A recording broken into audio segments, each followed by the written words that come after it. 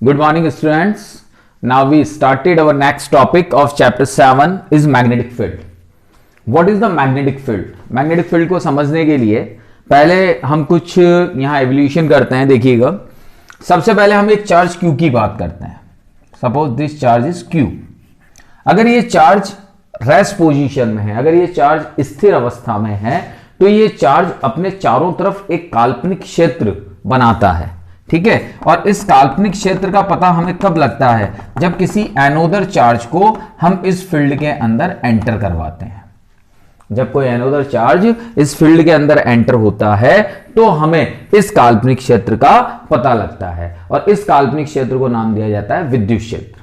इसको हम क्या कहते हैं? विद्युत क्षेत्र. तो हम यहां पर ये कहते हैं कि अगर चार्ज आपका किस अवस्था में है? स्थिर अवस्था में है, तो यह क्या उत्पन्न करता है? यह उत्पन्न करता है विद्युत क्षेत्र. ठीक है, अब यहां पर हम यही कह रहे हैं इस जगह पे कि जैसे आपका कोई चार्ज है Q, और यह चार्ज Q v वेलोसिटी से मूव कर रहा है. v वेलोसिटी से क्या कर रहा है? ये मूव कर रहा है. ठीक है, तो अब यहां पर हम ये देखते हैं कि अगर कोई आवेश Q v वेग से मूव कर रहा है, v वेग से गति कर रहा है, और सपोज इसके ऊपर कोई फोर्स लग रहा है, तो ये फोर्स तीन तरह से यहां पर काम कर सकता है. तीन तरह से कैसे काम करेगा? कि या तो ये इस आवेश के वेग को बढ़ा देगा, या ये इस आवेश के वेग को कम कर देगा, या ये इस आवेश की दिशा को बदल देगा. तीन तरीकों से यहां पर ये फोर्स काम कर सकता है. किस किस में? कि या तो ये वेग को बढ़ा देगा, या वेग को कम कर देगा, या इसकी दिशा को बदल देगा. ठीक है, तो अब यहां पर हम क्या करते हैं? इसी को देखने के लिए यहां पर हम एक धारावाही चालक तार लेते हैं. धारावाही चालक तार किसे कहते हैं? जिस चालक तार के अंदर करंट फ्लो हो रहा है उसे हम धारावाही चालक तार कहते हैं. तो यहां पर सपोज करंट फ्लो हो रहा है I. कितना करंट फ्लो हो रहा है? I. एक चीज ध्यान दीजिएगा कि किसी भी कंडक्टर की अगर हम बात करते हैं तो कंडक्टर के अंदर करंट फ्लो होने का मतलब क्या है? इलेक्ट्रॉन्स का एंटर होना और इलेक्ट्रॉन्स का एग्जिट होना. प्लस से माइनस, इलेक्ट्रॉन फिर एंटर हुआ, फिर एग्जिट हुआ. तो यानी किसी भी चालक के अंदर अगर हम कुल आवेश की बात करते हैं, नेट चार्ज की बात करते हैं, तो नेट चार्ज कितना होता है? 0. ये हमेशा ध्यान रखिएगा कि किसी भी चालक के अंदर कुल आवेश का मान कितना रहता है? 0. अब अगर कुल आवेश का मान 0 हो गया तो इसका मतलब विद्युत क्षेत्र तो यहां प्रेजेंट नहीं रह सकता. क्यों? क्योंकि विद्युत क्षेत्र तो होता है KQ/R². अगर आपका Q ही 0 हो गया तो E इक्वल्स टू तो क्या हो गया आपका? 0. दैट मीन्स यहां पर इलेक्ट्रिक फील्ड वर्क नहीं कर रहा. अब इलेक्ट्रिक फील्ड वर्क नहीं कर रहा तो फिर कौन सा फोर्स है जो यहां पर वर्क कर रहा है? तो वापस हम इसी पे आते हैं. तो हम यहां पर ये देखते हैं कि जब ये Q आवेश v वेग से गति करता है तो ये गति करता हुआ इस तरह से घूम जाता है. यानी इस Q आवेश की जो गति है वो अपनी गति की दिशा के लंबवत घूम जाता है, या लंबवत दिशा में एक बल का अनुभव करता है. और यहां पर हमने क्या देखा कि विद्युत क्षेत्र तो 0 है, तो यहां पर फिर इसका मतलब विद्युत बल तो काम नहीं करेगा. तो फिर यहां कौन सा बल काम करेगा? यहां काम करेगा चुंबकीय बल. इस चुंबकीय बल की वजह से यहां पर ये जो चार्ज Q है, ये Q अपनी दिशा से चेंज करता है, अपनी दिशा से बदल जाता है, अपने पथ से बदल जाता है, यानी अपनी दिशा के लंबवत गति करना शुरू कर देता है. ठीक है, अब यहां पर हम ये कहते हैं कि ये कैसे पता लगा कि ये चुंबकीय बल ही है? तो हम क्या करते हैं? एक चुंबकीय सुई लेते हैं और उस चुंबकीय सुई को यहां पर रख देते हैं. तो जैसे हम चुंबकीय सुई को यहां रखेंगे तो इसमें धारा प्रवाह होते ही चुंबकीय सुई के अंदर विक्षेप आएगा, जैसा हमने ओरेस्टेड के प्रयोग में देखा.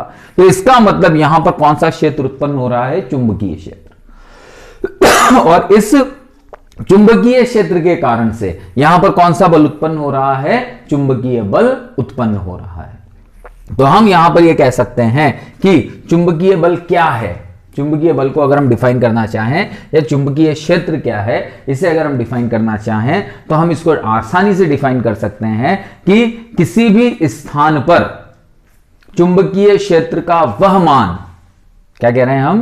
किसी भी स्थान पर चुंबकीय क्षेत्र का वह मान जो आवेश को उसकी दिशा के लंबवत घुमा दे, जो आवेश को उसकी दिशा के लंबवत मोड़ दे, उसे हम चुंबकीय क्षेत्र कहते हैं। यानी किसी स्थान पर क्षेत्र का वह मान जो आवेश को क्या कर दे, अपनी दिशा से लंबवत घुमा दे, अपनी प्रारंभिक दिशा के लंबवत ले जाए, उस क्षेत्र को हम चुंबकीय क्षेत्र कहते हैं। ठीक है, आ रही है मेरी बात समझ में? तो अब हम यहां पर इसको और ज्यादा थोड़ा ब्रीफली हम डिफाइन करते हैं। तो हम यहां यूं कहते हैं कि हमारे पास में माना Q आवेश है, V वेग से ये गति कर रहा है।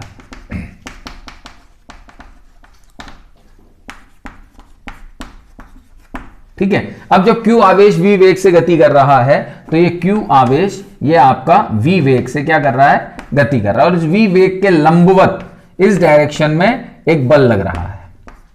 कौन सा बल लग रहा है? F। अब ये F बल किसकी वजह से लगा? ये F बल यहां पर जो चुंबकीय क्षेत्र क्रिएट हो रहा है, इस चुंबकीय क्षेत्र के कारण से लगा। ठीक है, ये F बल किसके कारण से लगा? यहां पर जो चुंबकीय क्षेत्र उत्पन्न हो रहा है, उस चुंबकीय क्षेत्र के कारण से यहां पर F बल काम कर रहा है। तो हम ये कहते हैं कि जब कोई आवेश Q V वेग से गति करता है तो यहां पर जो चुंबकीय बल होगा वो क्या होगा? F equals to Q V cross B। V cross B हम क्यों लिख रहे हैं यहां पर? क्योंकि वेग की दिशा चुंबकीय क्षेत्र की दिशा के लंबवत है, इसलिए F equals to Q V cross B। और जैसे ही हम V क्रॉस B को यहां से हटाते हैं तो V क्रॉस B को हटाते ही क्या आता है? साइन थीटा n कैप, क्योंकि यूनिट वेक्टर है। वेक्टर बल क्या है? सदिश राशि, इसलिए कोई यूनिट वेक्टर हम यहां पर काम में लेते हैं। ठीक है, और जो थीटा है, थीटा किस किस के मध्य का कोण है? थीटा V तथा B के मध्य का कोण है, और ये जो n कैप है, ये n कैप F की दिशा को दर्शाता है, जो किसके लंबवत है? V व B के तल के लंबवत। जो V और B तल बना रहा है उस तल के क्या है? ये लंबवत। तो यहां पर जो हमारा चुंबकीय बल आया वो चुंबकीय बल कितना आया? F equals to Q V B sine theta n cap. ठीक है, अब यहां हम ये कहते हैं कि ये बल मैक्सिमम कब होगा? भाई ये बल मैक्सिमम कब होगा? इसने घुमा तो दिया, इसने घुमा दिया। जैसे सपोज दैट ये चार्ज चला, चार्ज चल के यूं घूम गया, एक और आया चार्ज, वो यूं घूम गया, ये चार्ज आया, ये घूम गया, तो बल तो लग रहा है, लेकिन ये बल अधिकतम कब होगा? तो यहां पर हम ये देखते हैं कि F equals to F maximum कब होगा? जब यहां पर थीटा की वैल्यू कितनी आएगी? 90 डिग्री, क्योंकि साइन 90 की वैल्यू 1 होती है। तो थीटा 90 होने पर जो बल आ रहा है वो आपका मैक्सिमम होगा। तो आपका क्या हो जाएगा यहां पर? ये F maximum equals to QVB sine 90, और साइन 90 की वैल्यू क्या होती है? 1। तो ये आपका अधिकतम चुंबकीय बल आ गया, जिसके कारण से ये आवेश को क्या करेगा? अपनी ओर घुमाएगा। ठीक है, तो ये क्या आ गया आपका? अधिकतम चुंबकीय बल। तो यहां पर हम ये कह रहे हैं कि थीटा एंगल तो बनेगा V और B के मध्य में, लेकिन V और B के मध्य में थीटा एंगल बनने से चुंबकीय बल भी लगेगा, लेकिन वो चुंबकीय बल अधिकतम कब होगा? जब थीटा की वैल्यू क्या आएगी? 90 डिग्री।